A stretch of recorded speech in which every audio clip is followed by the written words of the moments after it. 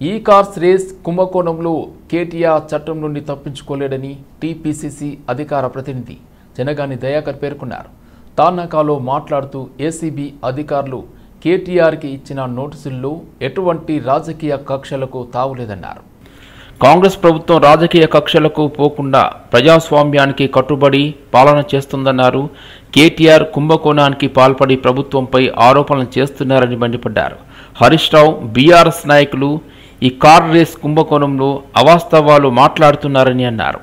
పాలనకు కొలువైంది కాబట్టి కేటీఆర్ గత 2023లో బీఆర్ఎస్ పాలనలో ఈ కార్స్ రేస్ కుంభకోణంలో నిబంధనలకు విరుద్ధంగా ఫిబ్రవరి 6 నుంచి 11వ తేదీ వరకు హైదరాబాద్ నగరంలో జరిగినటువంటి ఈ కార్స్ రేసు ఏదైతే పోటీలలో నిబంధనలకు విరుద్ధంగా విదేశీ కరెన్సీ ద్వారా చెల్లింపు చేసి హెచ్ఎండిఏ నిబంధనలకు విరుద్ధంగా 50 కోట్ల రూపాయల స్కామ్ కు పాల్పడినటువంటి నేపథ్యంలో ఏసీపీ అధికారుల దర్యాప్తులో తేలిన సందర్భంలో ఆయనపై కేసు నమోదైంది తప్ప ఇది ఎక్కడ కూడా ఇవాళ హరీష్ రావు గారు లేకపోతే ఇంకో బీఆర్ఎస్ నాయకులు మాట్లాడే దాంట్లో అవాస్తవాలు మాట్లాడుతా ఉన్నారు.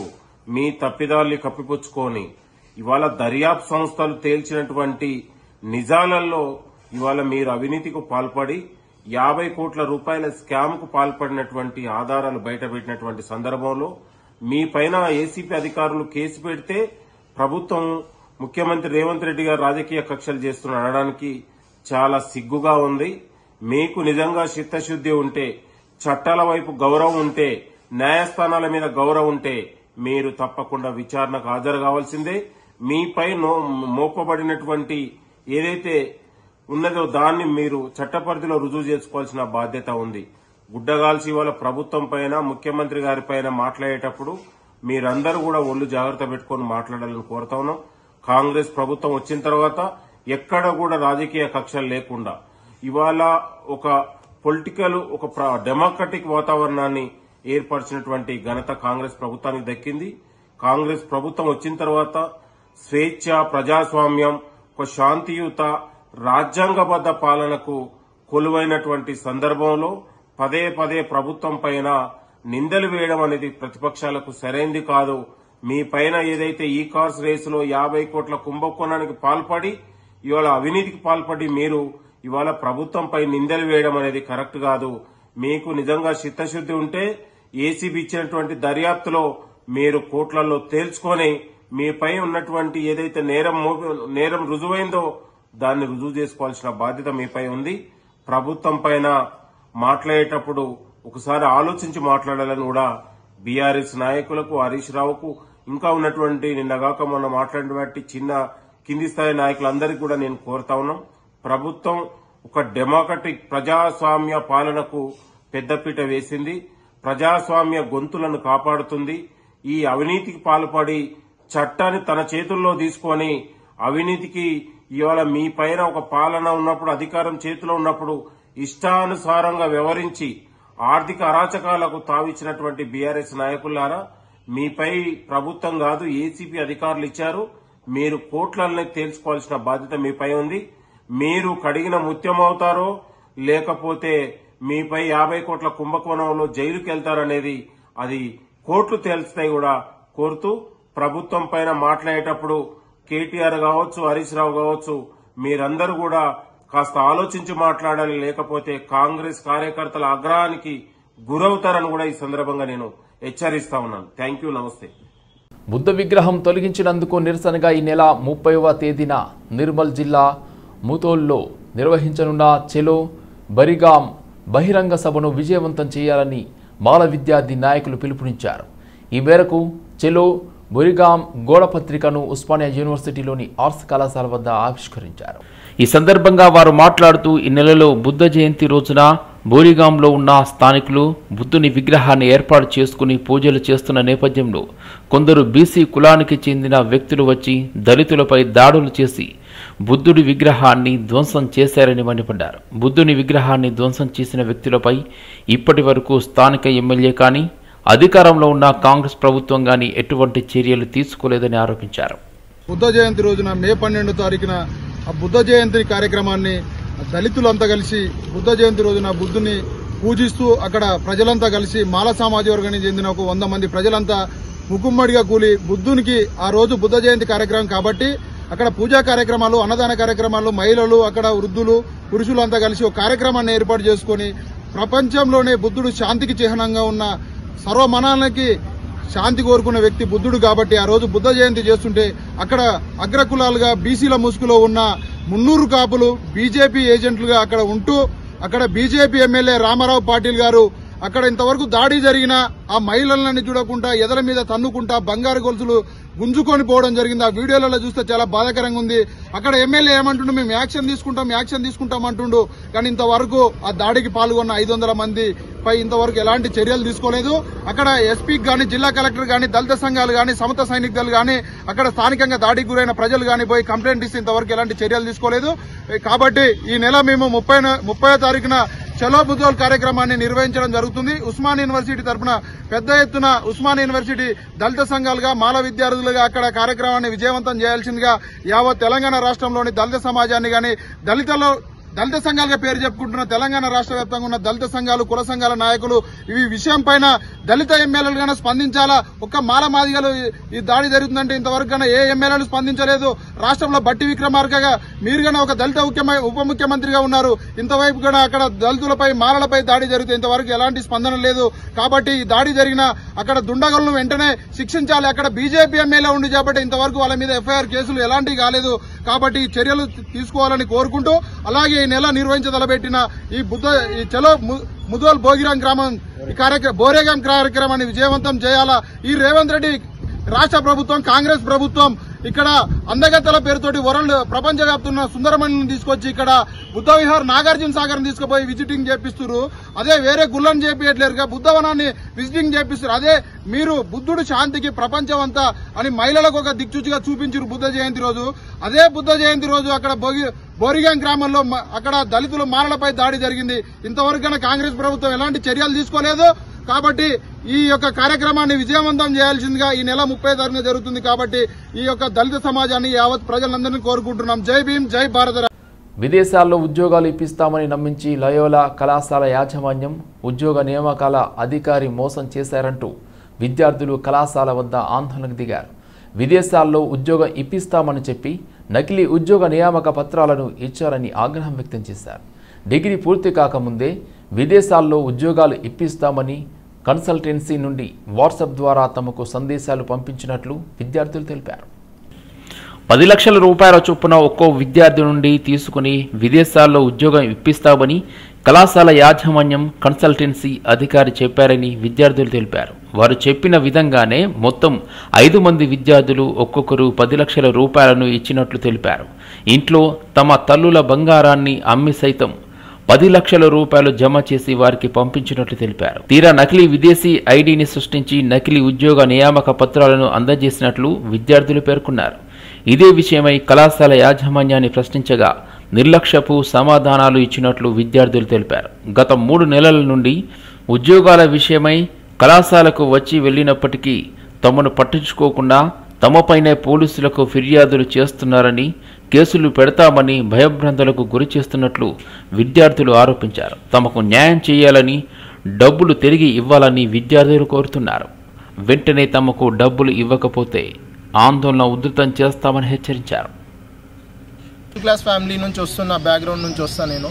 నేను కట్టలేను సార్. నేను మా మదర్కి కొంచెం హెల్త్ డిసీజ్ ఉంది, నేను కట్టలేను. మా మదర్స్కి 1,25,000 ఎవ్రీ మంత్ నేను కడుతున్నాను.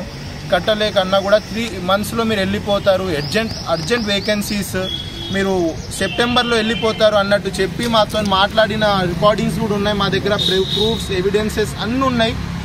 మేము అమౌంట్ కట్టలేమన్నా చెప్పినప్పుడు కూడా మాతోని కట్టు అని చెప్పి ఆయన మ్యానిపులేట్ చేసి ఆయన చాలా అసలు మాతోని ఎట్లా చేశారంటే దివాకర్ ప్లేస్మెంట్ ఆఫీసర్ ఆయన చాలా మాతో మాట్లాడించి చాలా కట్టిన తర్వాత ఆయనకి ఫొటోస్ సెండ్ చేస్తే ఆయన థ్యాంక్ యూ అని చెప్పి కట్టండి. ఇంకా నేను నా సగం పేమెంట్ అయిపోయిన తర్వాత వీళ్ళిద్దరు కట్టేశారు. పేమెంట్ ప్రాసెస్ మొత్తం 10 lakhs కట్టేసిన తర్వాత కూడా నేను కట్టలేను సార్, నా మనీ ఇచ్చేయండి అంటే, నువ్వు క్యాన్సిల్ అయిపోతే నీకు మనీ రావు, ఇంకోటి నువ్వు కట్టకపోతే వాళ్ళవి కూడా ఆగిపోతాయి అన్నట్టు నాతో బ్లాక్మెయిల్ చేశారు.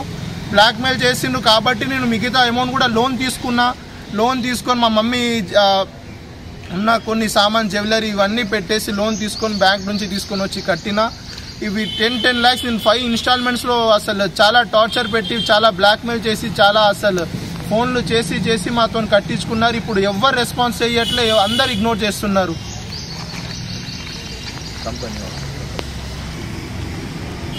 అప్పుడు మాకు ఆఫర్ లెటర్ ఇచ్చారు, ఫేక్ ఆఫర్ లెటర్స్ ఇచ్చి మాతోని ప్రిన్సిపల్ సార్ ముందు ప్లేస్మెంట్ ఆఫీసర్ ఇంకోటి ప్రిన్సిపల్ ఫాదర్ కూడా మాతోని ఫొటోస్ దిగిర్రు. ఇంకోటి ఈ ఆఫర్ లెటర్ చూపించారు మాకు. ఈ ఆఫర్ లెటర్ మేము జెన్యూన్ అనుకున్నాం, కానీ ఇప్పుడు మేము రీసెర్చ్ చేస్తే ఇది కూడా ఫేక్ లెటర్. ఇంకోటి మా ప్లేస్మెంట్ ఆఫీసర్ మాకు పంపించారు ఈ వీసా చెక్ చేసుకోవడానికి. ఆ వీసా చెక్ చేసుకున్నా కూడా అది కూడా ఫేక్ వీసా, అది మొత్తం ఫేక్, మొత్తం కాలేజ్ స్కామ్ అండ్ మొత్తం వెబ్సైట్స్ ఇవన్నీ ఇచ్చిన ప్రూఫ్స్ అన్నీ ఫ్రాడ్ అని చెప్తున్నా కూడా కాలేజ్ ప్లేస్మెంట్ వాళ్ళు సెటిల్మెంట్ చేద్దాం అన్నట్టు చెప్పి మాతో ఆపుతున్నారు. అసలు 3 to 4 months లిటరల్లీ మేము మార్నింగ్ వస్తే ఈవినింగ్ వరకు కాలేజ్లోనే కూర్చుంటున్నాం, కానీ ఏ సొల్యూషన్ ఏం రావట్లే. ప్రతి ఫాదర్ దగ్గర పోయి చెప్తున్నా కూడా వాళ్ళు ఇగ్నోర్ చేస్తున్నారు. ప్లేస్మెంట్ ఆఫీసర్ని పిలిపించి ఇట్లా రాపిస్తున్నారు. ఆ కాలేజ్ ప్లేస్మెంట్ ఆఫీసర్ స్టాంప్ కొట్టేసి ఇట్లా లెటర్స్ రాసిస్తున్నారు. ఆగండి ఈ డేట్కి వస్తుంది అన్నట్టు ఆపిచ్చి ఇట్లా రాసిస్తున్నారు. కానీ మాకు ఏమి ఇవ్వట్లే మాతోని. అసలు ఇట్లానే టైం ఎక్స్చేంజ్ చేసుకుంటూ పోతుంది. 1.5 years మాతోని 1.5 years వేస్ట్ చేశారు, కానీ ఇప్పుడు వరకు మాకు జస్టిస్ రాలే. కాలేజ్ నుంచి ఏం మనీ మేము కట్టిన మనీ, కాలేజ్ కట్టిన మనీ మనకి రాలేదు. ఇంకోటి మేము చాలా సఫర్ అవుతున్నాం. లోన్స్ వాళ్ళు అందరు వచ్చేసి ఇంటికి వచ్చేసి అందరు పరేషాన్ చేస్తున్నారు. మా దగ్గర నుంచి 10 lakhs తీసుకున్న తర్వాత మేము పోస్ట్ చేస్తే మాకు ఒక ఆఫర్ లెటర్ ఇచ్చి LMI ఇచ్చి వాటన్నిటిని చెక్ చేసుకోవడానికి ఒక వెబ్సైట్, కెనడా వెబ్సైట్ పంపిస్తే ఇప్పటికీ ఏ అప్డేట్ రావట్లేదు అని ఆ వెబ్సైట్ గురించి మేము రీసెర్చ్ చేస్తే ఆ వెబ్సైటే ఫేక్ అని తెలిసింది. ఇదంతా మేము తీసుకెళ్ళి కాలేజ్ మేనేజ్మెంట్, కాలేజ్ ప్రిన్సిపల్ ఫాదర్కి చూపించా, కానీ ఎలాంటి రెస్పాన్స్ ఇవ్వట్లేదు. జస్ట్ పోస్ట్పోన్ చేస్తున్నారు.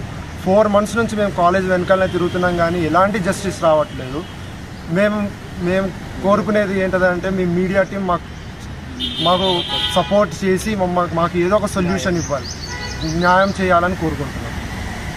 మేడిబావిలోని దేడ్లాక్ బిల్డింగ్ వద్ద వాటర్ వర్క్స్ లైన్ పనులను జలమండలి అధికారులతో కలిసి కార్పొరేటర్ సామల హేమ ప్రారంభించారు. ఈ సందర్భంగా ఆమె మాట్లాడుతూ ఈ పనులను 6 లక్షలతో పనులు చేపడుతున్నట్లు ఆమె తెలిపారు.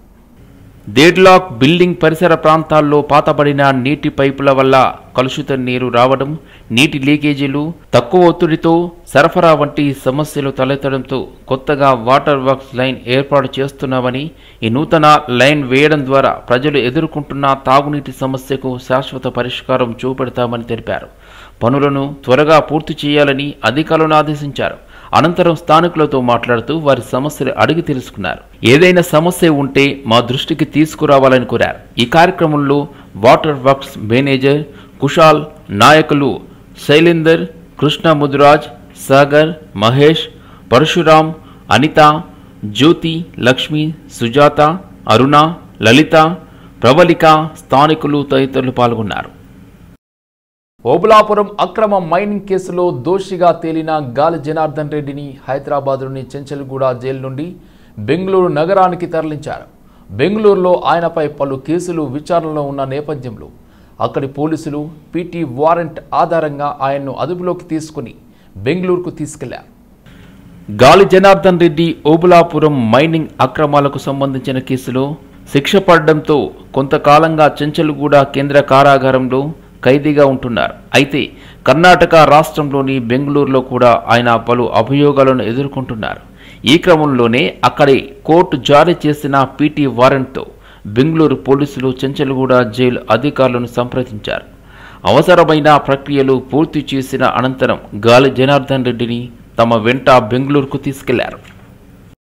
వైద్యపరమైన ఎలాంటి అర్హతలు లేకుండా చికిత్సలు అందిస్తున్న సంస్థలపై తమ పోరాటం కొనసాగుతుందని ఫిట్నెస్ ట్రైనర్ పూర్ణిమ తెలిపారు.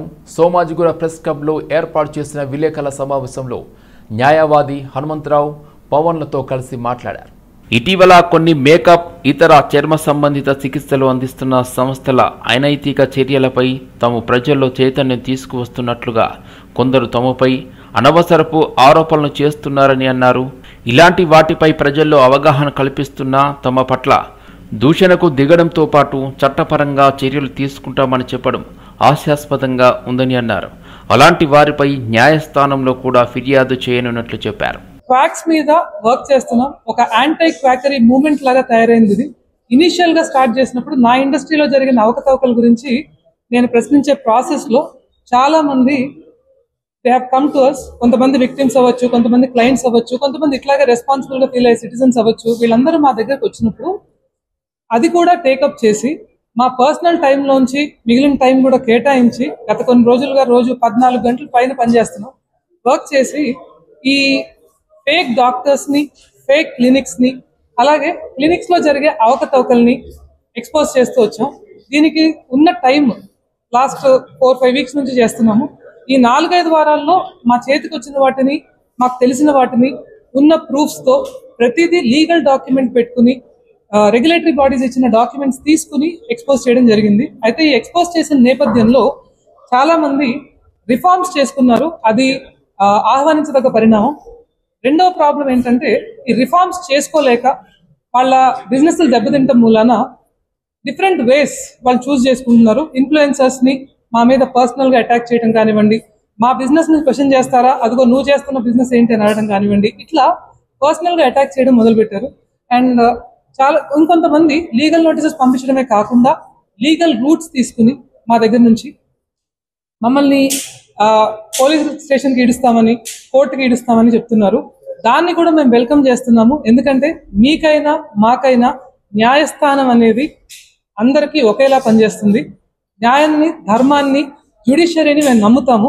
కాకపోతే ఈ సోషల్ మీడియాలో మీరు విపరీతమైన పబ్లిసిటీ చేసుకోవడం వల్ల మనకి ఈ జ్యుడిషియల్ సిస్టమ్ కానీ ఇదంతా కూడా కొద్దిగా టైం టేకింగ్ ప్రాసెస్ అవడం మూలన ఈ మధ్యలో జరిగే నష్టాన్ని భర్తీ చేయడానికి మేము కూడా మీరు ఎంచుకున్నట్టే సోషల్ మీడియా ప్లాట్ఫామ్ ఎంచుకుని అక్కడ మేము మీరు చేసిన పబ్లిసిటీ ఏదైతే ఉందో, అవకతవకలు ఏమైనా జరిగితే ఒక ప్రోడక్ట్కో, సర్వీస్కో, ఒక సంస్థకో మా ఉద్దేశమో, మా రివ్యూనో ఎలా చెప్తామో అలాగే చెప్తూ మాకు వచ్చిన డౌట్స్ని మిమ్మల్ని సోషల్ మీడియా ద్వారా ప్రశ్నిస్తూ వచ్చాము.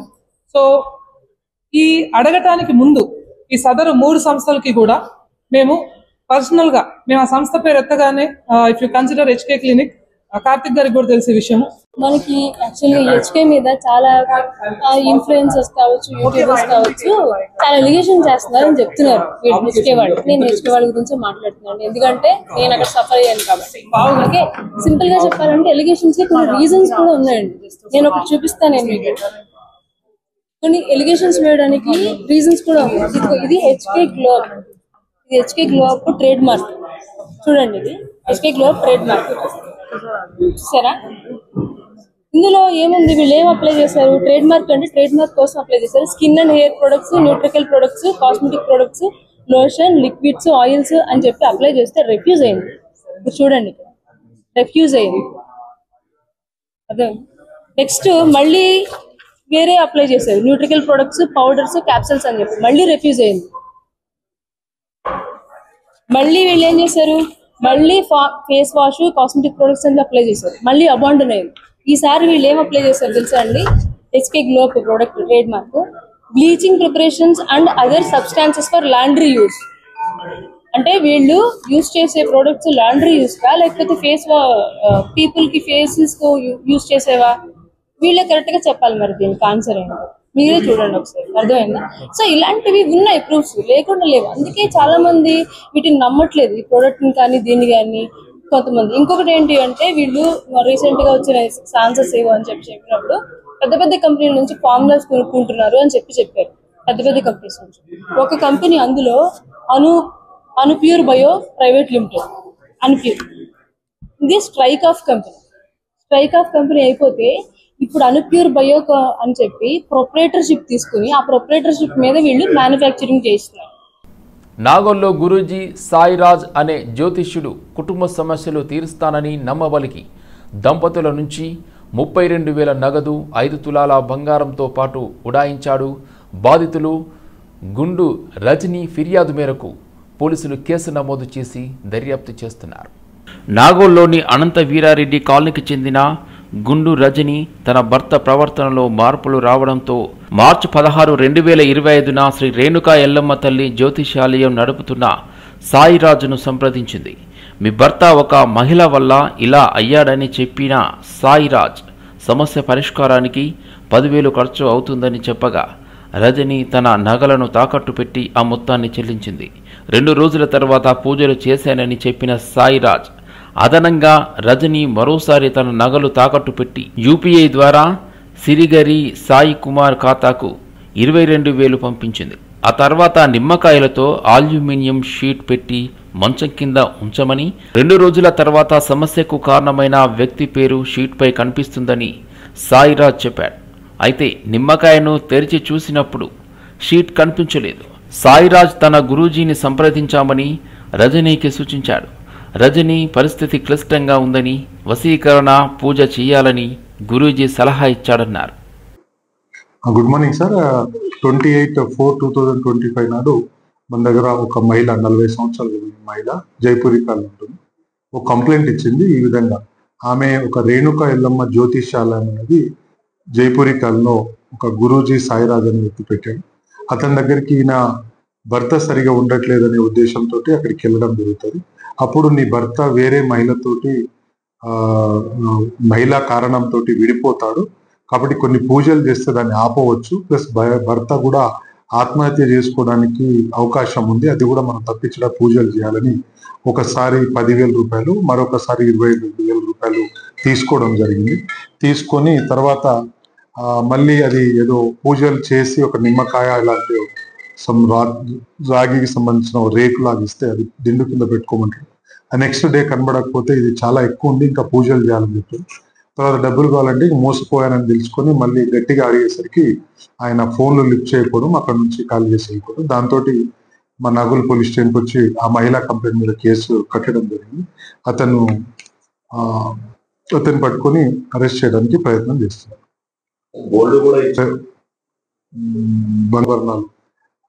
ఒక్క నిమిషం. ఉప్పల్ సర్కిల్లోని రామంతాపూర్ రామ్ రెడ్డి